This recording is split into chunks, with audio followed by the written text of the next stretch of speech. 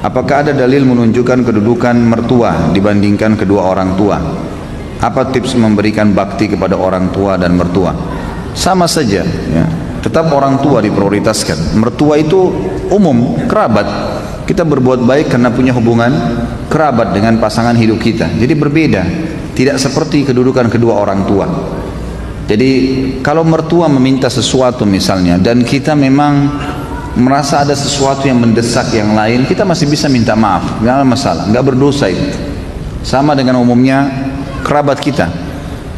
Tapi kalau orang tua nggak bisa nolak jadi dosa, nggak bisa. Karena berbakti pada mereka adalah sebuah kewajiban dan ini tidak berlaku pada mertua. Jadi kita tetap berbuat baik pada mertua kita sebagaimana posisi dia sebagai orang tua pasangan kita, tapi dia tidak sama sekali mencapai derajat kedua orang tua. Juga saya ingin titik beratkan di sini teman-teman sekalian, bagi laki-laki kewajiban bakti dengan orang tua nomor 1 sampai dia meninggal dan orang tuanya juga meninggal, gitu kan? Artinya kalau orang tuanya meninggal lebih dulu tetap dia wajib bakti. Kalaupun ya orang tuanya masih hidup tetap dia harus lakukan sampai dia meninggal, ya, sampai dianya meninggal dia lakukan kebaktian-kebaktian. Kalau perempuan berbeda, setelah dia menikah maka diprioritaskan adalah suami, ya, adalah suami. Bakti pada orang tuanya di nomor 2 kan. Memang sudah begitu hukum syar'inya. Maka setiap muslimah harus bisa memahami hukum syar'i ini sehingga dia tidak menahan suaminya untuk berbakti dengan orang tuanya. Dan harus pahamin teman-teman sekalian, cemburu itu harus pada hal yang berbau pelanggaran agama saja. Titik, nggak lebih daripada itu. Jadi tidak benar kalau seorang wanita cemburu dengan mertua perempuannya, cemburu dengan iparnya, saudari daripada suaminya, itu nggak boleh. Pada tantenya suaminya, ya itu bukan tempatnya untuk cemburu di situ. Atau kadang-kadang yang cemburu dengan anaknya sendiri, ini nggak boleh. Jadi dia harus prioritaskan, ya, dia harus bagaimana mendukung agar suaminya tetap berbakti pada orang tuanya. Begitu pula dengan suami, kata para ulama, mestinya dia bisa memberikan peluang kepada istrinya untuk tetap berbakti walaupun dia boleh memprioritaskan dirinya. Dia masih misalnya istrinya pamit mau kunjungi orang tuanya, dilayanilah, diberikanlah kesempatan, dibantulah semampu dia. Kalau dia punya hajat mendesak, dia boleh bahasakan, tolong selesaikan ini dulu baru kemudian kamu boleh ke orang tua kamu, itu nggak ada masalah. Tapi harus difahamin poin di sini yang sering terjadi adalah istri menjadi penyebab suaminya tidak berbakti pada orang tuanya. Bahkan ada yang tidak pernah lagi ya mengunjungi orang tuanya hanya karena istrinya selalu mendesak dia, mengatakan tidak ada waktu buat saya saja, apalagi harus ke ibumu, apalagi harus ke ayahmu dan seterusnya. Ini tidak boleh. Atau merasa cemberut, tidak senang kalau mertuanya datang. Bagaimana Ustaz? Kalau mertua saya cerewet, ya itu resiko. Kan itu resiko hidup. Kan itu. Layani, sabar. Kan dia rewel, dia bicara, ya sudah. Yang benar kita sampaikan, maaf tapi seperti ini. Ya, kita jelasin apa adanya dan sabar. Ada orang dicoba di mertuanya, ada orang dicoba di orang tuanya, ada orang dicoba di saudaranya, ada orang dicoba di anaknya, ada yang dicoba di pasangan hidupnya. Dia bersabar, ya, dia bersabar lalui itu. Allah SWT menilai semua dengan pahala insyaallah. Bagaimana sikap terhadap mertua yang ikut tinggal bersama saya? Apakah saya harus apakah haknya dengan orang tua? Ini semua sudah saya jawab tadi, jadi tidak sama ya. Kalau masalah mertua Anda tinggal boleh, silahkan, sangat positif saja. Itu termasuk perbuatan yang baik sekali. Jadi apalagi pada saat mertua kita tidak mampu, maka bagus sekali, biarkan tinggal nama kita di bawah naungan kita, malah bagus kita bersedekah gitu kan. Mungkin pada saat safar, kalau laki-laki ini yang bertanya misalnya, maka pada saat safar istrinya ada yang temani mahramnya, sangat baik, nggak ada masalah. Tapi bukan kedudukannya seperti orang tua, nggak mungkin. Saya bilang tadi, kalau ada sesuatu yang mertua kita inginkan dan kita memiliki pekerjaan yang mendesak, kita boleh mendahulukan hak kita, boleh, tidak berdosa itu. Tapi kalau orang tua nggak boleh, nggak bisa. Harus didahulukan orang tua kita dari diri kita sendiri, karena memang perintah Allah untuk berbakti di situ. Apa hukumnya dan bagaimana menghapus dosa menggugurkan kandungan umur 1 bulan dan mengubur hasil pengguguran hasil berzina di depan teras rumah orang tua? Ini nggak ada hubungannya sama orang tua sebenarnya, tapi ditarik supaya ada hubungannya dengan bahasan. Apa hukumnya dan bagaimana menghapus dosa menggugurkan kandungan umur 1 bulan? Taubat nasuha, dosa besar, nggak boleh semestinya gitu kan. Dan mengubur hasil pengguguran hasil berzina di depan teras rumah orang tuanya. Ya kalau masalah kubur di depan teras itu nggak ada masalah, itu hukum syar'inya di tanah manapun boleh mengubur kecuali dalam masjid yang tidak boleh gitu kan. Jadi nggak ada masalah soal itu. Tapi di sini masalah menggugurkannya dia harus bertaubat kepada Allah, tidak boleh menggugurkan tanpa ada udzur syar'i. Itu pun ulama memberikan batasan, kalau di bawah 4 bulan dia menggugurkan dan ada udzur syar'i, ada udzur syar'inya. Misal memang perempuan ini kalau hamil lagi dia bisa berbahaya bagi kesehatan, memang sudah terbukti secara medis, itu lain. Tapi kalau sudah 4 bulan walaupun berbahaya nggak boleh digugurin, sudah ada ruhnya nggak boleh, udah terima konsekuensinya. Banyak orang divonis mati ternyata tidak mati, dia melahirkan sehat, anaknya lahir sehat, tidak ada masalah, ajal belum datang. Orang beriman tahu masalah itu.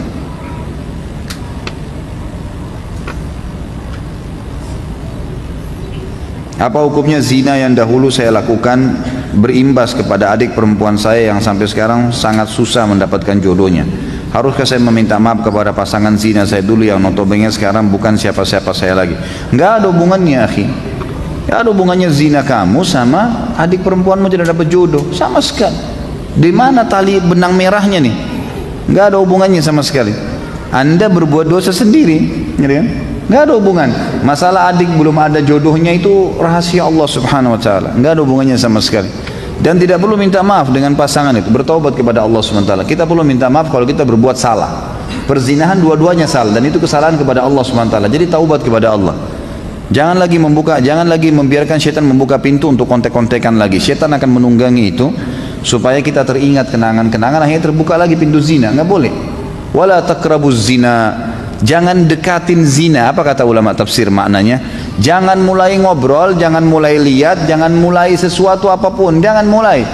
Jangan dekatin, nggak usah. Ada SMS masuk jangan dibaca. Emang nggak boleh. Udah tutup dari awal. Sedikit angin saja masih terasa dinginnya, gitu kan? Apalagi kalau dibuka jendelanya bisa kedinginan, masuk angin, gitu. Ya. Cara beristiqomah yang benar untuk menghapus dosa berzina. Taubat nasuha, ada 4 syarat sudah jelas. Tinggalkan dosa itu seketika, sesali, berjanji sama Allah tidak ulangi, dan yang keempat sibukkan diri dengan ibadah. Sisa umur isi dengan ibadah. Jangan buka lagi pintu itu. Kalau anda yang bertanya ini belum menikah, maka menikah tentunya. Lampiaskan syahwat anda yang di tempat yang telah Allah halalkan. Maka itu insya Allah sangat baik. Ya.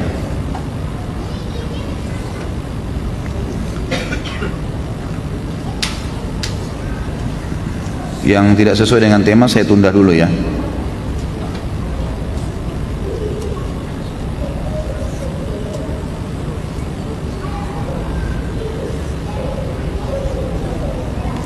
Bagaimana hukumnya jika anak membantu orang tua mengadakan tahlil bagi saudara yang sudah meninggal? Jika anak menolak, orang tua marah dan tersinggung karena tidak menjaga tradisi, sedangkan jika dilakukan Islam tidak menyuruh tahlil, apakah anak itu berdurhaka? Tentu saja ada hadis Nabi yang berbunyi la ta'ata li makhluqin fi ma'siyati khaliq. Tidak ada ketaatan pada orang tua, pada siapapun, pada makhluk, pada hal yang berbau maksiat pada sang pencipta. Itu hadis Nabi SAW. Jadi kalau orang tua kita menyuruh sesuatu yang melanggar agama, tidak boleh kita patuhi. Itu tidak durhaka namanya. Jadi kan perempuan disuruh buka jilbabnya atau dilarang sholat, ya, atau melakukan perbuatan-perbuatan bid'ah yang Nabi tidak contohkan, maka itu hak kita untuk menolak. Karena itu haknya Allah Subhanahu wa taala. Allahu a'lam. Yang saya tahu itu tidak, dia jangan juga teriak-teriak, marah-marah, enggak. Sampaikan apa adanya. Suruh saya apa saja ayah, suruh apa saja ibu. Yang penting agama tidak larang atau Rasulullah perintahkan, saya akan lakukan. Apa saja, silakan suruh. Ya, kalau mereka tersinggung, cari ridhonya. Memberikan hadiah, minta maaf, enggak apa-apa, gitu kan. Tapi jangan lakukan. Ya, jangan dilakukan. Kalau anda sudah tahu itu tidak benar, ada contoh dari Nabi SAW, saya sarankan jangan dilakukan. Ya.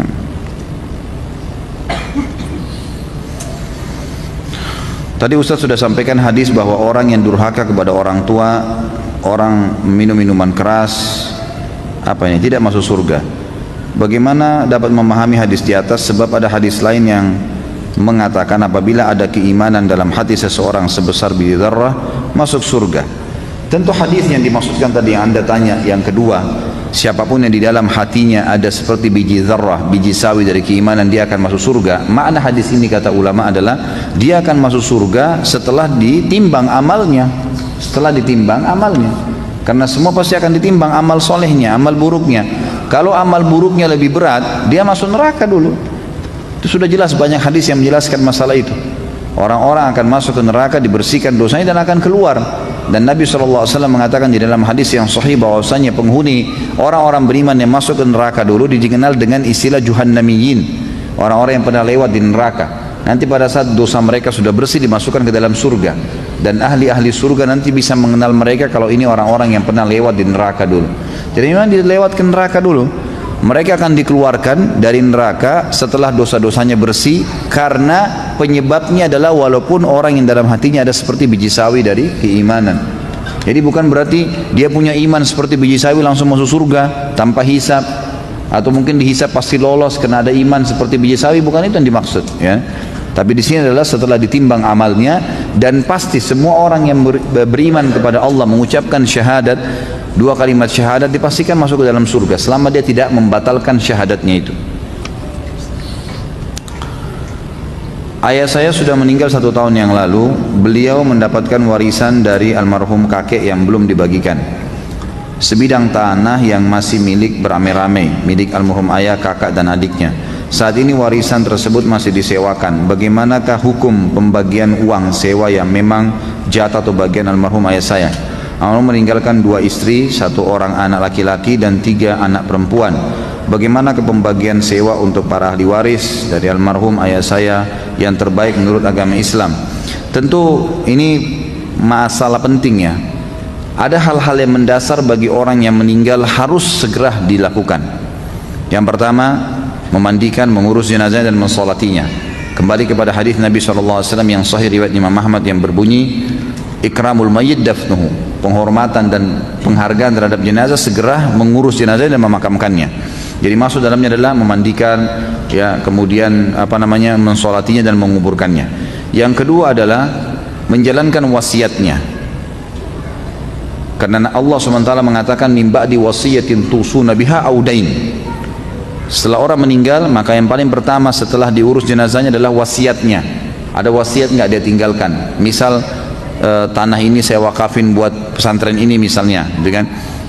Yang ketiga membayar utangnya, dan yang keempat ya membagi warisannya. Ini harus dilakukan.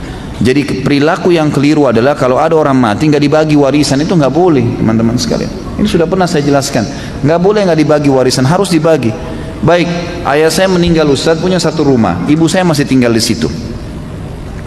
Kami 3 orang bersaudara. Kami kalau bagi kesian ibu. Loh, kasusnya adalah bukan kita mengusir ibu kita dari rumah itu, membagi persentase masing-masing sudah jelas. Ini ibu dapat karena punya anak-anak, 1/8 dia dapatnya. Ya udah, ibu kita punya di rumah itu 1/8 bagiannya beliau. Sisanya dibagi kepada anak-anaknya misal, gitu kan?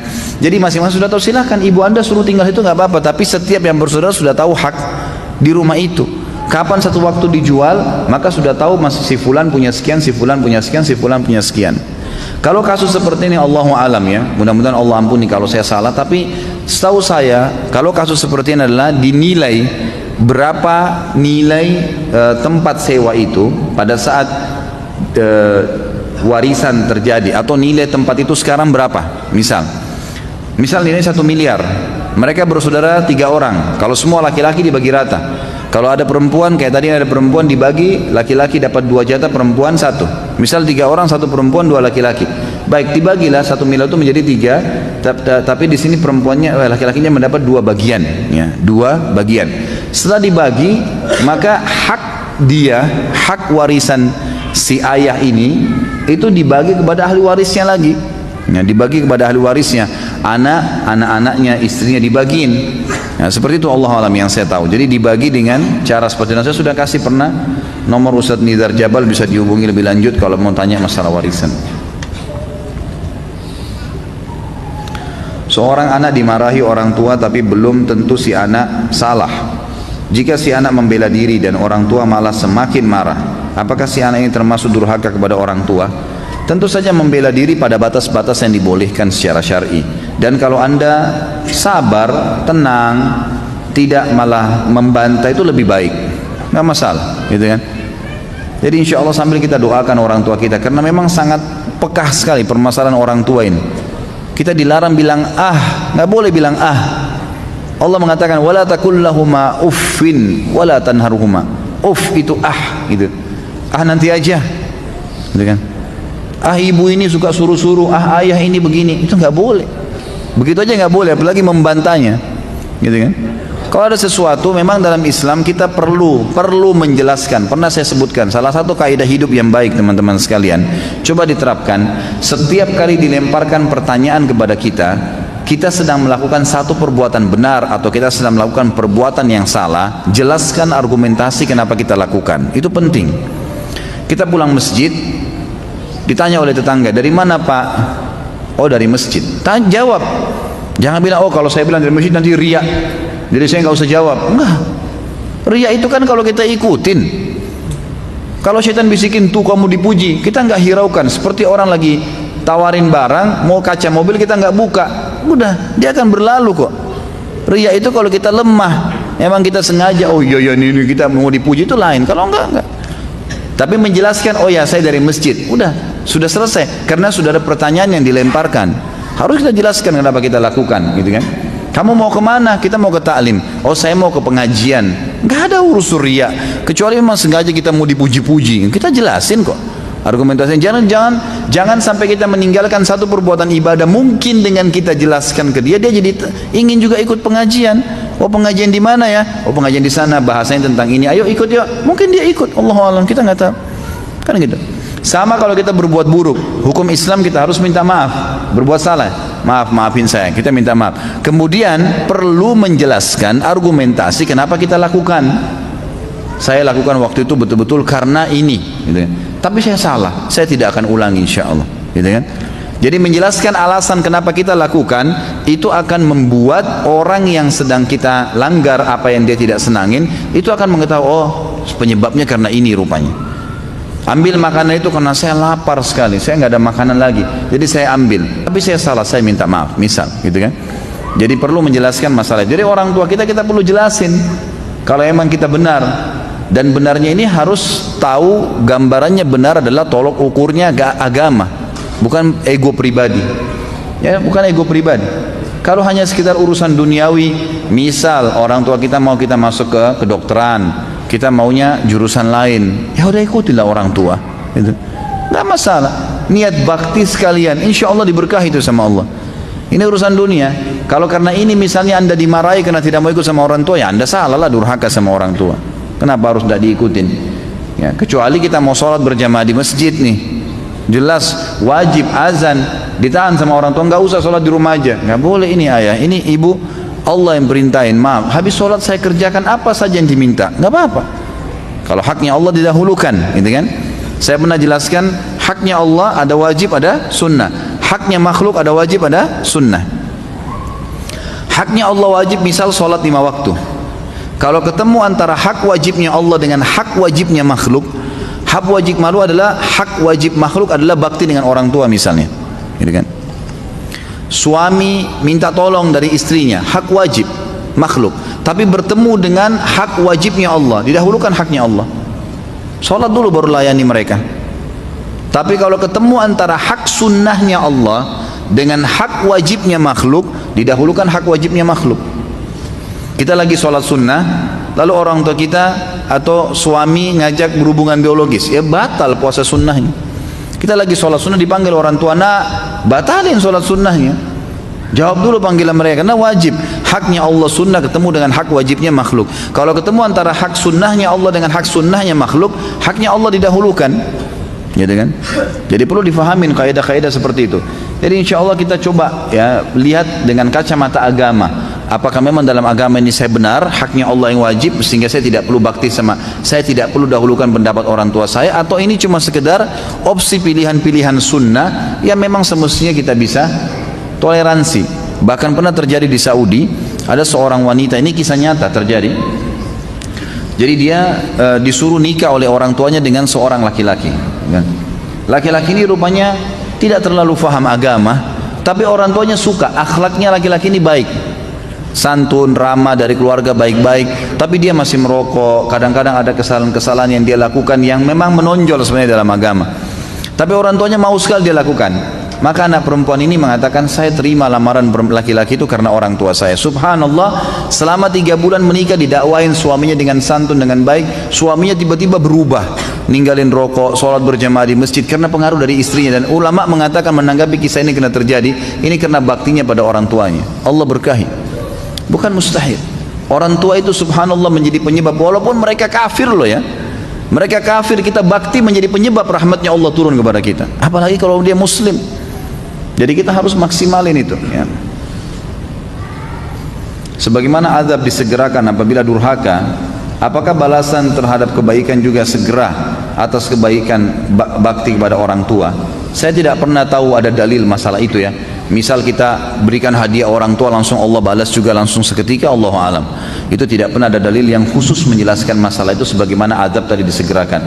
Tapi insya Allah kita berharap Allah itu zat yang akramal akramin. Tahu artinya apa itu? Orang Arab itu kalau suka sekali memberi namanya karim ya. Orang yang tidak menolak, selalu memberi namanya orang karim gitu kan.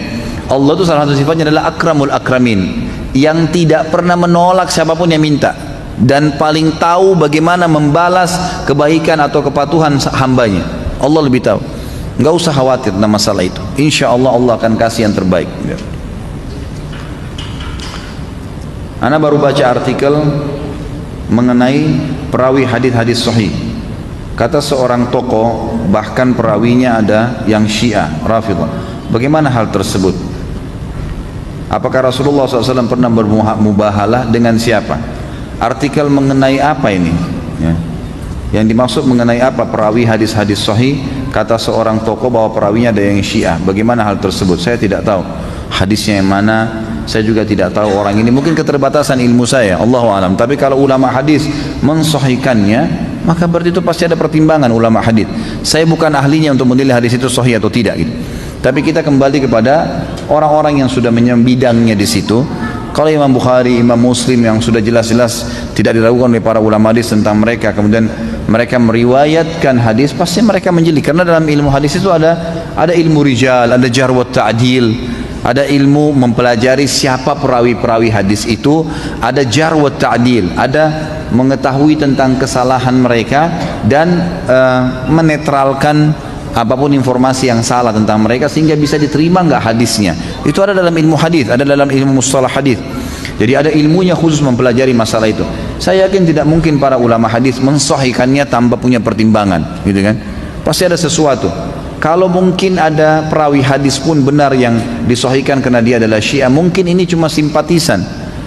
Mungkin ini orang yang simpatisan, mungkin orang yang cuma sekedar menyampaikan sesuatu. Karena kadang-kadang subhanallah banyak orang salah faham nih. Kita ucapin satu kalimat, dinilai dengan dia 10 bahasan. Bisa dari satu statement saya misalnya, bisa ada teman-teman yang mendengarnya mempunyai persepsi 10 masalah di situ.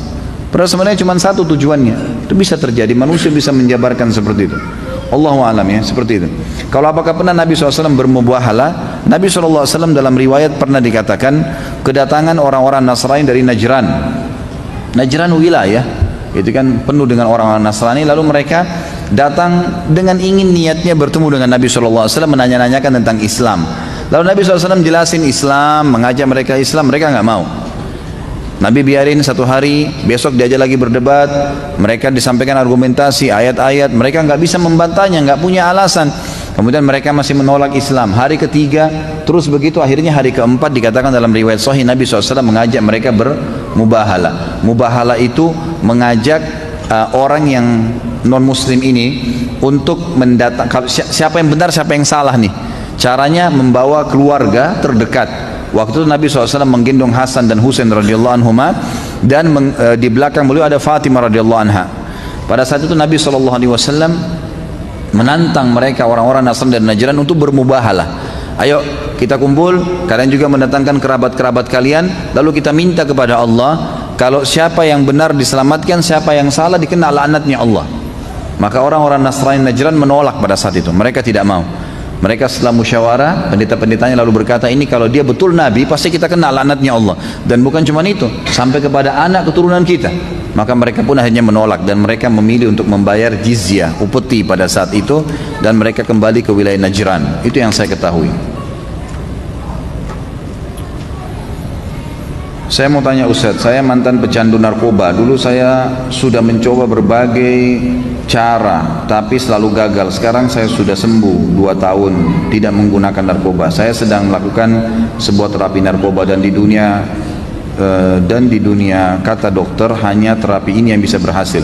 Alhamdulillah saya sekarang bisa beribadah, bersosial, kerja dan lain-lain sejak terapi ini. Tapi masalahnya terapi itu adalah substitusi atau pengganti dengan narkoba. Jadi di dalamnya masih ada unsur narkobanya, tapi tidak banyak. Apa hukumnya Ustaz? Terus ibadah yang saya lakukan selama ini bagaimana? Mohon petunjuknya Ustaz. Karena dari pengalaman teman-teman saya yang lepas terapi tapi belum kelar, belum selesai, kebanyakan jatuh lagi ke narkoba. Saya takut untuk lepas sebelum terapinya selesai, karena semua diawasi oleh dokter, karena kita kelar terapinya. Terima kasih. Saya kembalikan kepada hadis Nabi, saudaraku. Hadis Nabi SAW yang berbunyi, Allah tidak menjadikan kesembuhan kalian pada hal yang diharamkan. Hadisnya begitu ya. Artinya begini, kalau ada dokter yang mengatakan seperti kalimat tadi, dan dia mengatakan tidak ada terapi lain kecuali ini, Allahu a'lam. Saya pribadi, saya berbicara di alam dai, saya melihat ini keliru. Jadi tidak ada kata-kata tidak mungkin kalau orang mau bertobat meninggalkannya. Jadi jangan terjerumus menyelamatkan diri dari sihir dengan sihir lagi. Jangan terjerumus meninggalkan khamar, misalnya minuman keras, dengan menyicipinya dengan cara bertahap meninggalkannya. Bukan begitu dalam Islam. Taubat itu kan syaratnya harus meninggalkan seketika, menyesali dan berjanji sama Allah tidak mengulangi, lalu menyibukkan diri dengan amal saleh. Lalu kalau Anda tanya apa solusinya Ustaz? Banyak sekali solusi. Dari sisi ibadah, yang pertama Anda lakukan adalah berdoa kepada Allah SWT. Sujud, sebentar malam tahajud, sujud dengan tulus kepada Allah. Ya Allah, sebagaimana dulu saya sudah melakukan pelanggaran ini, saya bertobat padamu. Ya Allah, mudahkan hambamu ini untuk selamat darinya, tanpa ada kecanduan lagi dengan semua ini. Itu misal. Ini secara spiritual, berdoa kepada Allah SWT.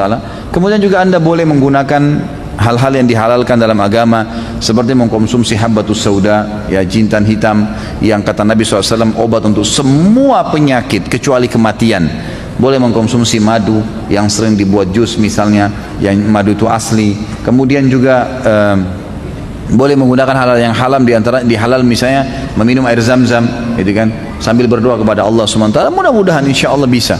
Saya sangat yakin itu, kalau saya pribadi sangat yakin. Itu dari sisi spiritualnya. Dari sisi yang lainnya, sisi kehidupan sosial secara manusiawi, pertama, jauhi semua fasilitas yang mengingatkan pada narkoba itu, karena itu akan menjadi penyebab, pemicu. Teman-teman lah, fasilitasnya lah, foto-foto lah, apalah semuanya, gitu kan. Jadi kita harus itu. Yang kedua, perkaya informasi tambahan dengan membaca, dengan melihat bahayanya narkoba itu. Terus kita bubuhi diri kita dengan menonton, melihat cuplikan yang berbahaya, atau membaca sesuatu yang berbahaya tentang masalah itu. Nanti kita akan tinggalkan insya Allah. Dari dua sisi ini, mudah-mudahan saya berharap Allah mudahkan Anda untuk bisa meninggalkannya. Karena saya tidak menemukan celah membolehkan itu, sementara Nabi mengatakan Allah tidak jadikan kesembuhan kalian pada hal yang diharamkan. Ya. Tentu kita berdoa untuk saudara kita ini dan seluruh muslimin agar diselamatkan dari kesalahan-kesalahan yang pernah dilakukan dan diterima taubatnya insya Allah. Bolehkah kita berbohong kepada orang tua dengan tujuan agar orang tua kita tidak cemas dengan keadaan kita? Nggak boleh. Dari mana pintu celah boleh berdusta ini? Nggak boleh, akhi. Yang nggak boleh ukhti berdusta apapun alasannya. Kata Nabi SAW, ucapkan kebenaran walaupun di depan mata kalian kehancuran, dan tinggalkan kedustaan walaupun di depan mata kalian keberhasilan. Tak boleh. Sifat orang munafik, kalau dia berkata dia berdusta, nggak boleh. Kata Nabi SAW dalam hadis lain, ucapkan kebenaran walaupun pahit, sampaikan apa adanya. Kalau masalah cemas, jangan cemas. Ibu, ayah, saya alhamdulillah baik-baik saja, saya sebentar lagi balik, saya sebentar begini, jelaskan apa adanya. Insya Allah tidak ada masalah, gitu kan. Tapi jangan berdusta, karena dusta tidak boleh dalam Islam.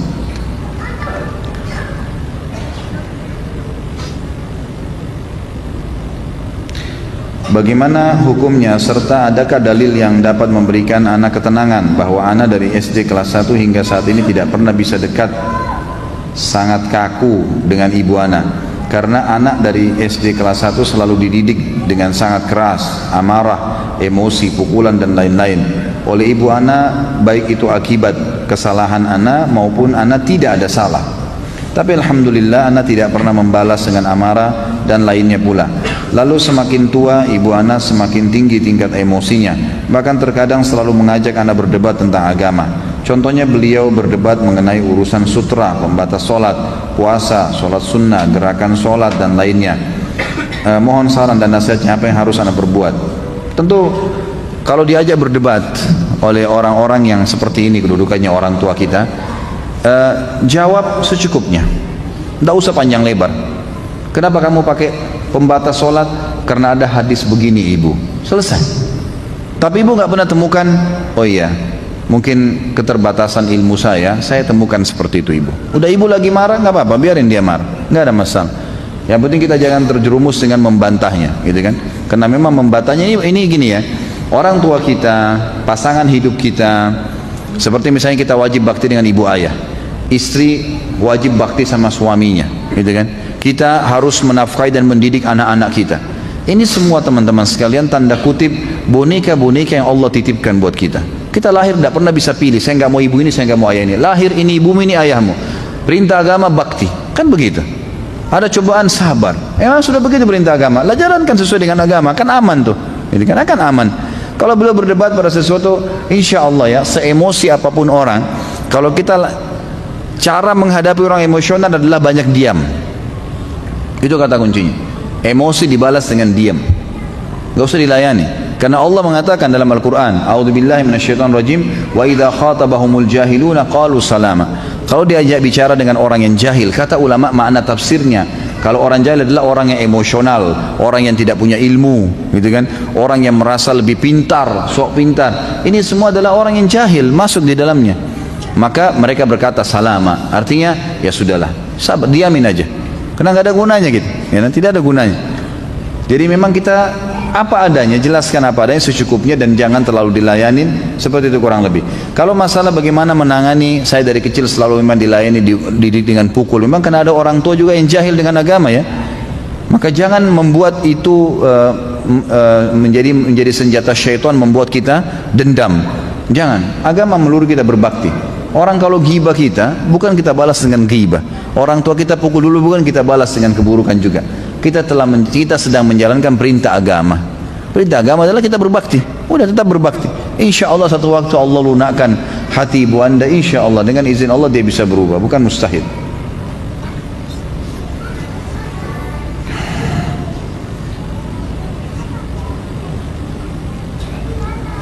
Ibu saya jarang sekali melaksanakan sholat 5 waktu di masjid. Padahal masjid terdapat di depan rumah saya. Namun beliau tidak pernah absen untuk sholat 5 waktu di rumah. Pertanyaan, apakah saya sebagai anak berdosa jika saya menyindir ibu saya untuk sholat berjamaah di masjid?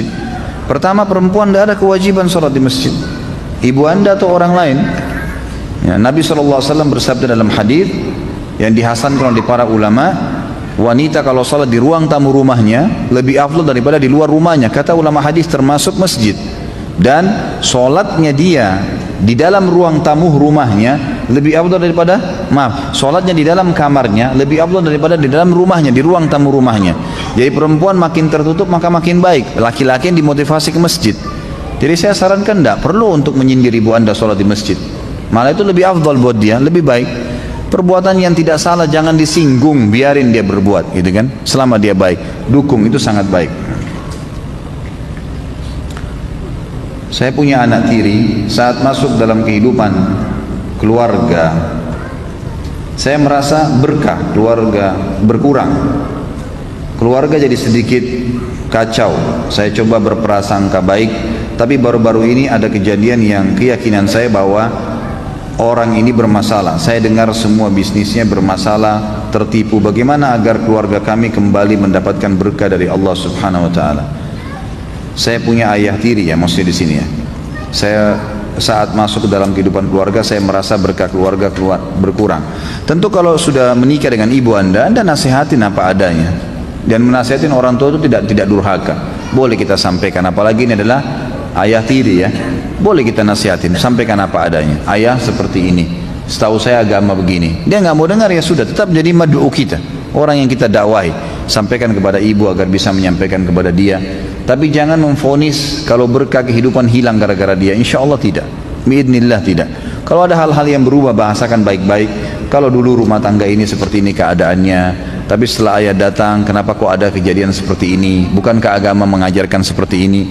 Dan alangkah baiknya, alangkah bijaknya kita kalau mau mendakwahi seseorang, apalagi ini orang yang dekat, menikah dengan ibu, maka kita melihat kira-kira sisi apa sih, atau dari poin mana orang ini bisa kena secara dakwah.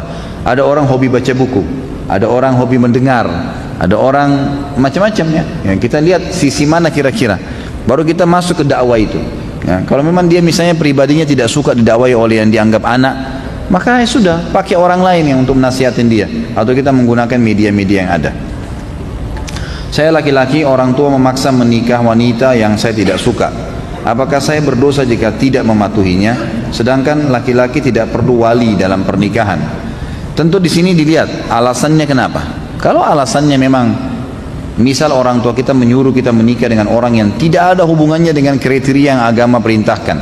Wanita misalnya tidak tutup aurat, tidak sholat, dari keluarga tidak jelas statusnya, maka ini ulama mengatakan boleh dia menolaknya, tidak masalah, karena ada perintah-perintah Allah di situ yang harus dipenuhi, gitu kan?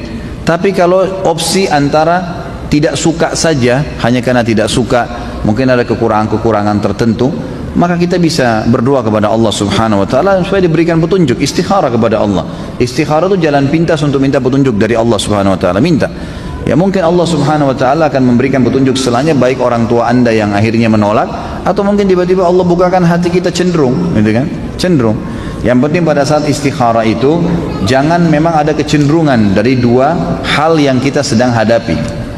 Antara suka dengan bakti dengan orang tua, misal, atau antara tidak suka dengan berbakti dengan orang tua.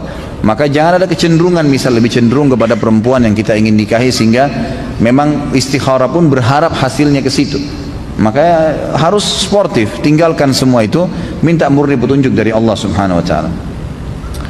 Saya bekerja di kantor pemerintah khusus perizinan perusahaan. Ada perusahaan bir akan membuka usaha, izinnya lengkap dan layak mendapat izin usaha. Bagaimana saya bersikap? Karena memang perusahaan bir ini memenuhi syarat, tapi saya takut dosa. Ya jangan dipenuhi, nggak boleh. Kalau Anda tanda tanganin berarti Anda punya andil di situ. Ya, jadi memang sebaiknya jangan. Jawabannya begitu. Tidak mungkin saya bilang nggak apa-apa tanda tanganin aja. Ya, tidak mungkin, haram. Saya tanggung jawab hari kiamat, tidak mungkin. Kan itu. Haram dalam agama Islam, tidak boleh. Dan Anda tanda tanganin, konsekuensinya berarti Anda punya andil di situ. Maka jangan dilakukan. Saran saya begitu. Jangan cuma karena dia layak dapat izin. Semua bisa layak dapat izin. Tempat perzinahan pun layak. Dia penuhi semua surat-surat bisa. Tapi Allah haramkan gimana? Nggak mungkin ya. Ayah dan ibu cerai saat umur 5 tahun. Saat saya umur 5 tahun. Ayah nikah lagi dan punya 3 anak perempuan. Ibu nikah lagi dan punya 1 anak perempuan. Mana yang lebih utama bagi saya untuk berbakti? Mana yang lebih dekat sanatnya? Mungkin maksudnya jalur nasab ini, bukan sanad. Sanad itu untuk hadis ya.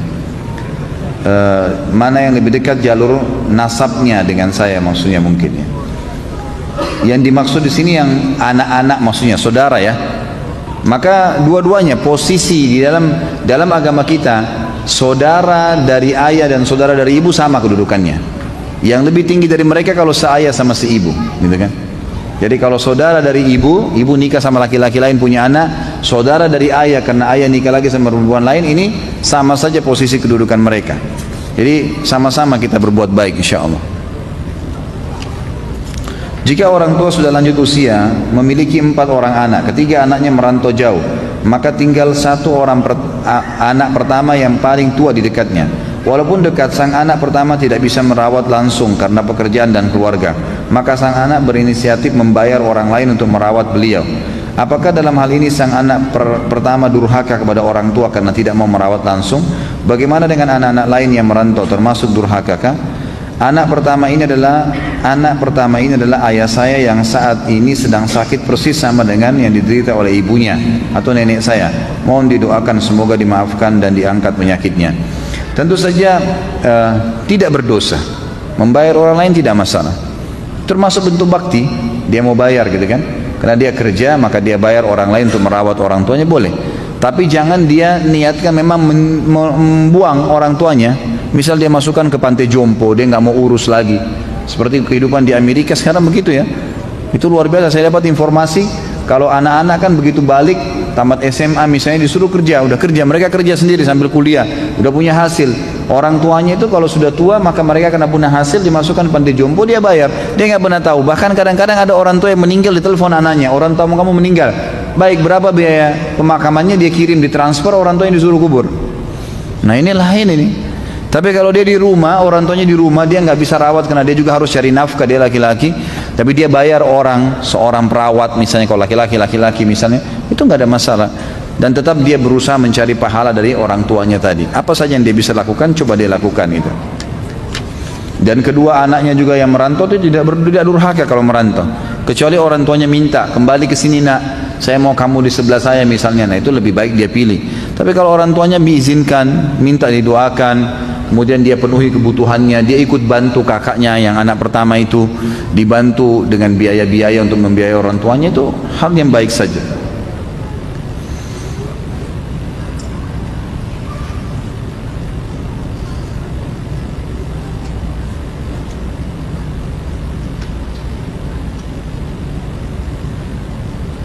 Nah, ini masalah mertua, baik. Ustadz, anak mau curhat, 2 minggu sudah nggak ketemu Ustadz, rasanya sudah kayak 2 tahun. Ini benar nggak ini? Ana jika pulang kantor jam 5, Ana nggak langsung pulang karena macet perjalanan ke rumah, dan Ana menunggu sholat maghrib dan isya berjamaah karena saya tidak mau tertinggal fadilah sholat berjamaah. Bahkan kalau malam Rabu seperti ini Ana datang ke kajian Ustadz Khalid di Blok M. Namun setiap pulang Ana selalu ditegur mertua. Pulang selalu malam-malam, kamu kan bukan bujang lagi, sudah punya anak. Apa yang harus saya lakukan Ustaz? Ana sudah menjelaskan alasannya pulang malam, namun mengingat saya masih tinggal bersama mertua dengan lingkungan keluarga yang belum sunnah, apakah mertua termasuk orang tua saya juga yang bila melawannya termasuk durhaka? Tentu jangan digunakan bahasa melawan. Tetap jelaskan baik-baik gitu kan. Dan saran saya di dalam masalah rumah tangga, saya sering bahasakan ini, dan Anda boleh kembali ke ceramah saya manajemen rumah tangga Islami. Usahakan kalau bisa jangan tinggal sama mertua. Emang termasuk sama orang tua kita juga. Kalau saya tinggal sama orang tua saya, berarti istri saya akan tinggal sama mertuanya gitu kan. Ibu saya kalau mau nata pasang gorden warna coklat di sana, istri saya pengen warna pink misalnya, ini jadi bentrok ini. Mereka juga punya keinginan masing-masing gitu kan. Sama halnya terbalik juga begitu. Kalau seorang laki-laki numpang di rumah mertuanya, di rumah orang tua istrinya, maka ini juga sama. Tentu ayahnya, mertua laki-lakinya punya keinginan tertentu, juga ibunya, mertuanya pengen keinginan tertentu, pengen masak tertentu, dia pengen makan yang lain. Saran saya Allahu alam, lebih baik pindah walaupun kos ya, semampunya. Kontrak nggak apa-apa, belajar mandiri itu lebih baik. Ini pertama, karena kita kalau rumah tangga sendiri pertama lebih sesuai dengan syar'i. Karena memang di zaman Nabi SAW pun orang kalau menikah itu tidak tinggal sama mertua, tidak tinggal sama orang tua, mereka pindah. Walaupun itu pas-pasan gitu kan.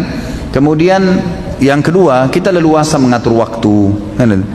Saya juga pernah bahas dalam manajemen rumah tangga Islami, tidak bolehnya orang tua berintervensi lagi ke ada anak-anak.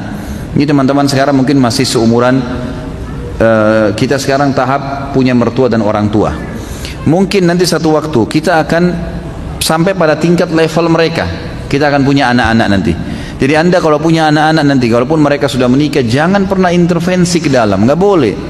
Kecuali anak-anak kita minta tolong atau kita lihat kemungkaran.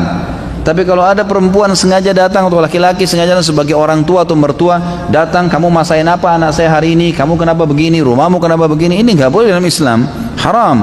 Nggak boleh, diharamkan. Ulama mengatakan haram hukumnya orang tua yang sengaja datang ke rumah anaknya lalu mengatur-ngatur rumahnya, nggak boleh. Padahal itu orang tuanya, nggak boleh dia. Gimana caranya?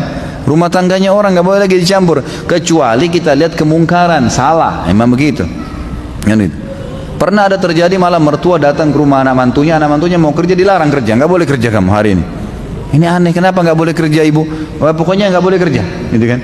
Hari ini di rumah saja, gantian sama istri melihat anak-anak. Nggak bisa, ini gimana caranya? Cari nafkah wajib, Allah yang wajibkan. Ketemu haknya Allah yang wajib dengan, apalagi ini mertua kedudukannya bukan seperti orang tua.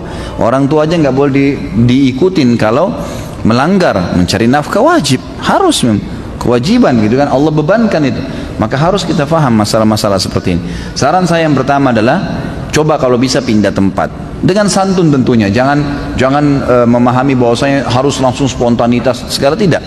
Bahasakan baik-baik, ajak istri, komunikasi baik-baik supaya bisa nggak kalau kita rumah tangga sendiri, saya ingin lihat kamu masak sendiri, saya ingin lihat kamu tata rumah sendiri. Dibahasakan baik-baik insya Allah. Kemudian juga bahasakan baik sama mertua, terima kasih saya sudah numpang selama berapa waktu di sini, saya bisa nggak mau mandiri insya Allah. Bukan saya bisa ya, saya akan mandiri, langsung dibahasakan to the point, saya akan mandiri biar saya juga merasa bisa ya berkorban buat buat istri saya dan seterusnya, gitu kan. Jadi seperti itu yang kita lakukan, Allah alam. Kalau tetap masih tinggal kemudian posisinya seperti ini, jelaskan apa adanya argumentasinya, karena memang saya ikut pengajian dulu dan saya merasa ada ketenangan. Kalau belum pun marah, ya sudah. Wa idza khatabahumul jahiluna qalu salama. Tadi saya bilang, para ulama memaknakan kata-kata jahilun di sini adalah orang yang emosional, orang yang mau egoismenya besar, mau memaksakan pada pendapatnya. Qalu salama, ya udah diam aja, udah dia ngomongnya, udah selesai, udah begitu saja. Saya tahu seorang ikhwah, mertuanya setiap datang pasti ngoceh, ribut di rumahnya. Yang dia lakukan adalah diam. Udah selesai ibu, alhamdulillah, udah dia berdiri. Akhirnya mertuanya malu sendiri, gitu kan.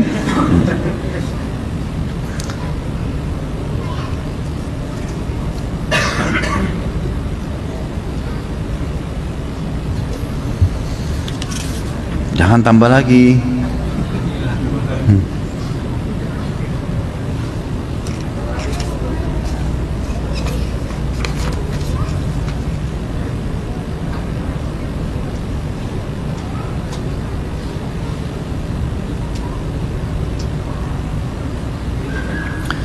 Ustaz, saya bekerja di bank konvensional, ibu saya bekerja di koperasi simpan pinjam. Alhamdulillah saat ini saya telah bekerja.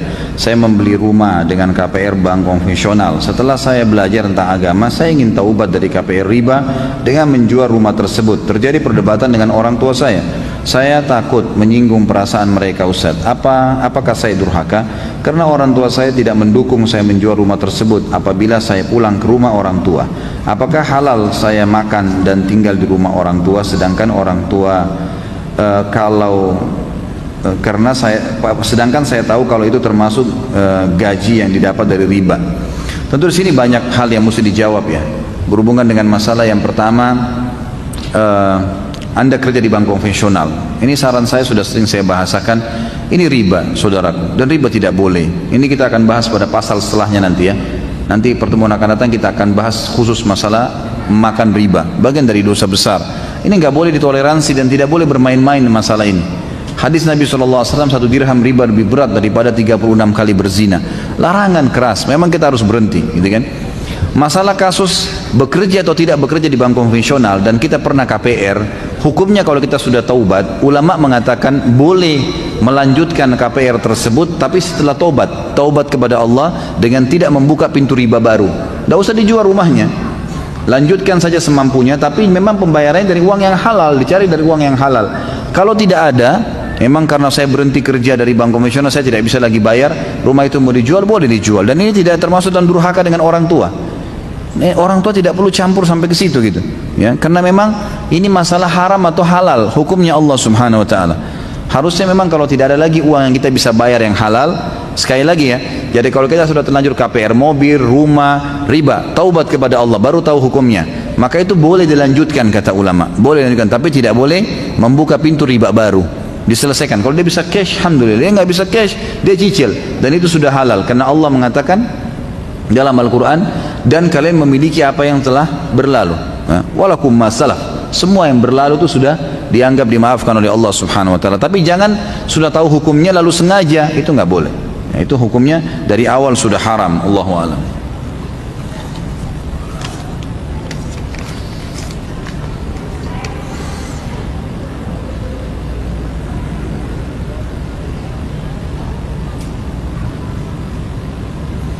jika ada himbauan baiat pada Imam Mahdi di bumi Syam, namun masih ada ibu yang sakit di rumah, bagaimana hukum baiatnya Ustaz? Tidak ada Imam Mahdi. Dari mana Imam Mahdi di negeri Syam? Anda dapat dari mana informasinya? Kalau ada dusta itu, nggak ada. Tidak ada Imam Mahdi. Imam Mahdi cuma satu, dan hadis sahih menjelaskan akan keluar setelah Dajjal membuat kerusakan di muka bumi. Dia akan keluar dari Madinah, kota Madinah, bukan di Syam. Dan kata Nabi SAW, dia akan keluar dari Madinah, namanya seperti namaku dan fisiknya seperti fisikku. Namanya Muhammad bin Abdullah, fisiknya, warna kulitnya, matanya, rambutnya sama dengan Nabi SAW. Dari keturunan Nabi SAW di Madinah. Dan kata Nabi SAW, dia akan keluar dari Madinah dan Allah mengubahnya dalam sehari semalam. Dia akan menjadi orang baik, gitu kan. Lalu kemudian akhlaknya bukan seperti akhlak, karena tidak ada yang sama dengan akhlak Nabi SAW. Lalu dia keluar ke Mekah diikuti dengan 300 orang yang membaiatnya.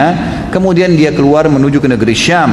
Di masjid Menara Putih dia akan mengerjakan sholat asar, dan turunlah Isa putra Maryam yang memegang kedua sayap malaikat, kemudian ikut sholat bersama, dan dialah orang yang Nabi sholat di belakangnya. Lalu kemudian Isa berkata, sholatlah imam dari kalian. Lalu kemudian sama-sama menuju ke wilayah Palestina yang sekarang dikenal dengan yang di hadis dikatakan Babulut. Subhanallah, kemarin saya waktu masuk ke wilayah Palestina itu, saya tanyakan langsung dengan orang-orang sana. Di Israel ini sekarang ada nggak kota namanya Lut, Babulut, gitu kan? Maka dikatakan ada sekarang kota di sebelah Tel Aviv, ibu kotanya Israel itu ada Lut. Dikenal begitu, Babulut. Allahu alam, ini hadis menjelaskan nanti Dajjal akan ada bermarkas itu, dan nanti Nabi Isa AS akan datang dengan Mahdi ke sana.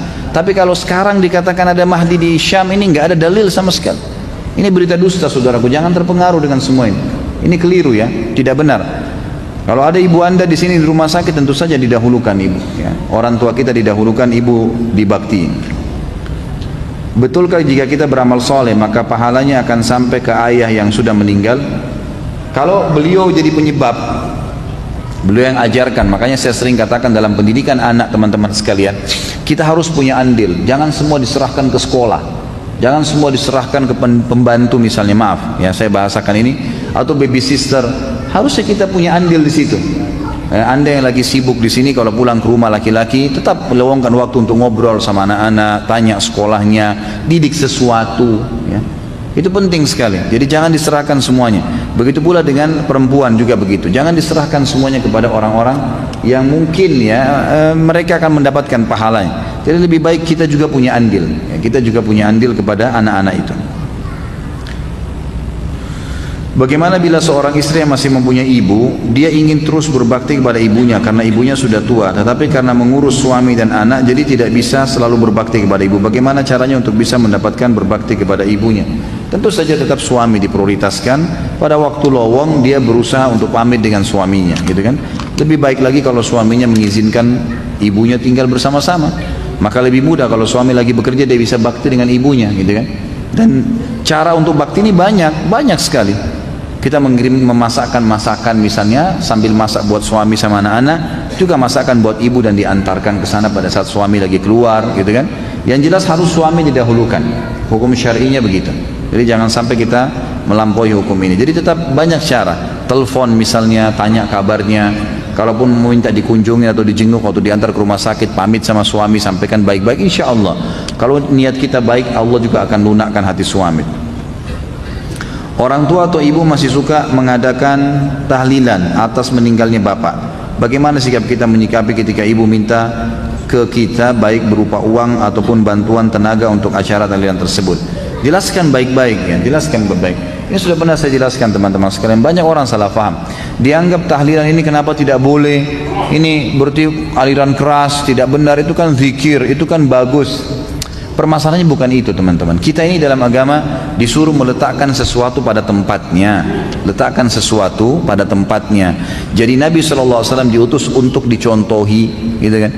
Nabi tidak pernah teman-teman di acara kematian itu mengadakan tahlilan, duduk, baca zikir rame-rame, niatnya kirimkan untuk orang mati.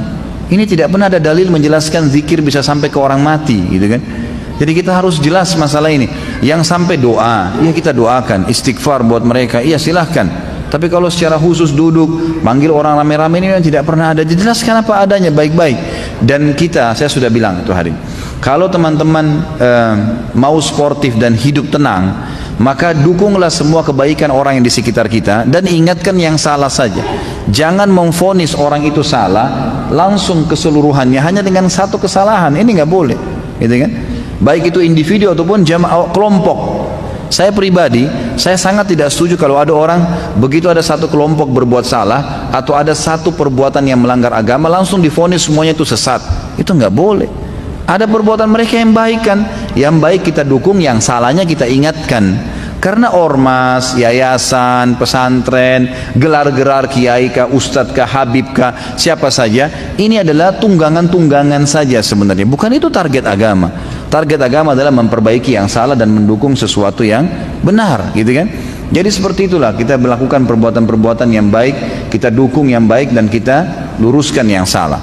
Jadi seperti kasus tadi, masalah ibu ini, kalau dia mengajak kita melakukan satu perbuatan yang keliru, kita sampaikan apa adanya hukumnya. Lalu dari sisi lain, apapun yang baik, yang sesuai dengan sunnah, dukung, gitu kan?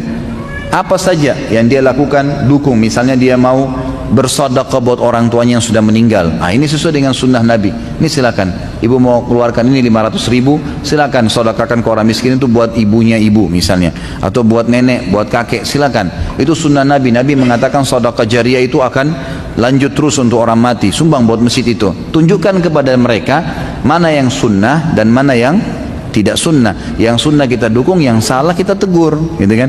Tapi jangan sampai kita meninggalkan ini, kemudian yang sunnah kita tidak contohkan.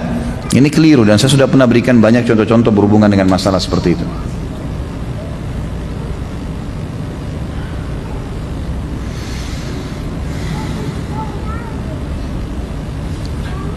Saya harap sesuai dengan tema ya, karena waktu nggak memungkinkan kita untuk ini. Hukum wanita yang memberi tambahan nama suaminya di belakangnya, apakah termasuk menisbatkan diri pada suami? Kalau hanya sekedar panggilan, misal Aisyah menikah dengan Ahmad, lalu dikatakan Ibu Ahmad, nggak ada masalah itu. Maksudnya, oh ini istrinya si fulan, atau istrinya Pak Ahmad, nggak ada masalah itu. Tapi kalau dia ganti nama orang tuanya, nama ayahnya, ini nggak boleh. Ini bagian dari dosa besar. Nanti ada bahasan di dosa besar kita itu. Nggak boleh, haram menisbatkan diri kepada selain ayah. Nggak boleh.